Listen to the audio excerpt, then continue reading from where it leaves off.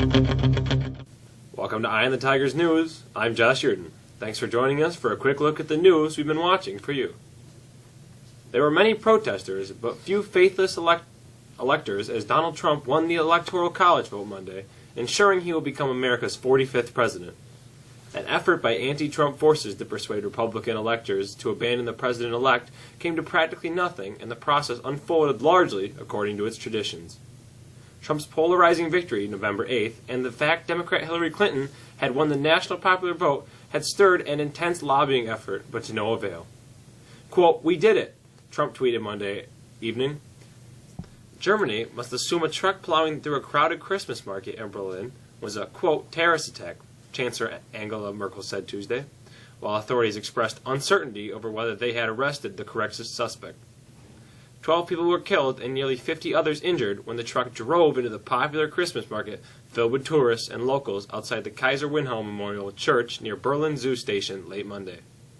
Police detained an asylum seeker from Pakistan shortly afterwards, but he denied involvement. The man had entered Germany on December 31st last year and arrived in Berlin in February.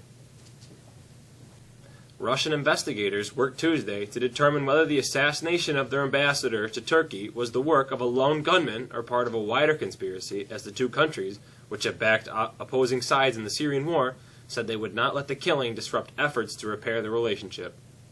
In a separate attack, a man with a shotgun was detained after he fired into the air outside the U.S. Embassy in Ankara, the Turkish capital. No one was hurt, though. Ambassador Andrei Karlov was shot dead Monday by a Turkish policeman who shouted slogans about Aleppo, a Syrian city where Russian bombardments have targeted rebel factions.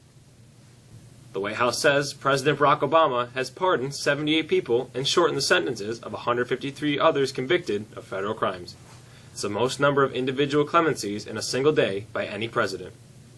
Obama has been granting commutations at a rapid-fire pace at his final months in office, but he is focused primarily on shortening sentences rather than pardons. Pardons amount to forgiveness of a crime that removes restrictions on the right to vote and lessens the conviction's stigma. North Carolina lawmakers appear poised to repeal a controversial law widely derided as the bathroom bill because it requires transgender people to use restrooms corresponding with the sex on their birth certificate in many public buildings.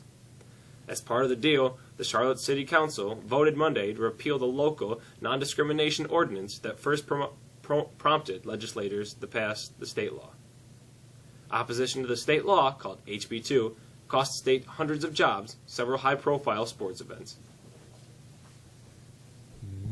The late rapper Tupac and Seattle-based rockers Pearl Jam led a class of Rock and Roll Hall of Fame inductees that also include a folk singer, Joan Baez, and 1970s favorites Journey, Yes, and Electric Light Orchestra. The Hall's 32nd annual induction ceremony will take place on April 7th at Barclays Center in Brooklyn. HBO will show highlights later, with SiriusXM doing a radio broadcast. Tomorrow is the official start of winter, but it's certainly felt like winter for quite a few days now. What's in store this week? Here's Alexis with the forecast.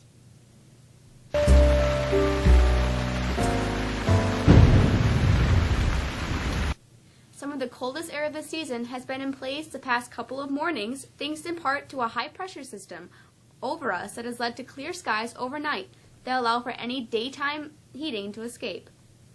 We saw low temps just below zero in many parts of the area this morning. That high-pressure system is ready to move on, and with a more southerly flow of air bringing with it some clouds and slightly warmer air. We should see a high today of 32 with cloudy skies. More clouds on Wednesday as temperatures rise to the mid-30s. Wednesday night, some snow showers are a good bet. This is a widespread snow, not lake effect, that could add up to as much as 3 or 4 inches overnight. Those snow showers taper off Thursday as we see highs in the mid-30s again. Looking longer range, there's no indication of any major snow events, although we could see some icy weather potentially Friday. We'll keep an eye on that. That's the forecast. Have a great day. I'm Alexis.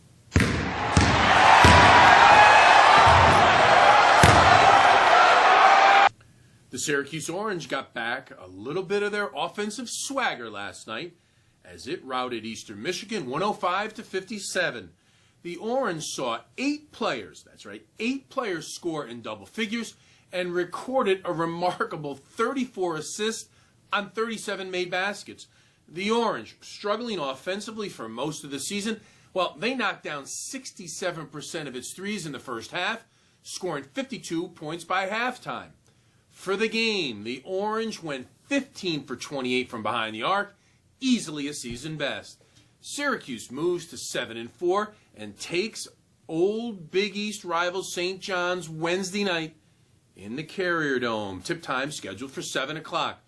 Now, staying with college basketball, Villanova, well, they held on to its impressive lead as the nation's #1 team in the Associated Press's college basketball poll.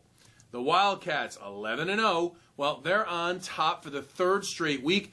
They received 56 first-place votes from the 65-member national media panel.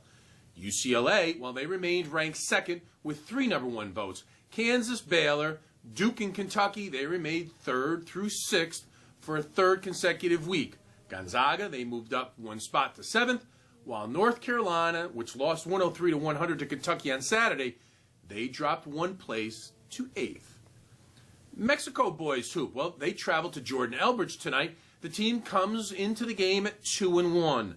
The boys swimming and diving team has its biggest meet of the year tomorrow when it travels to take on JD and CBA for what could decide who takes a firm hold of first place in the league standings. Mexico's wrestling team, well, tomorrow they head to Marcellus. That's it for sports. We hope you have a great day. I'm Michael. Seniors who have not ordered a cap and gown set for graduation, you need to pick up a card from the main office and order it online. Class shirts are on sale now. Deadline to buy one is December 25th. Order forms are in Mr. Charles' room. 15-week progress reports will be going home on December 23rd. Of course, mid-marking period grades were submitted by teachers this afternoon and are available on School Tools. That's it for us today. We're back here again on Wednesday. For the staff on the Iron Tigers News, have a great day. I'm Josh.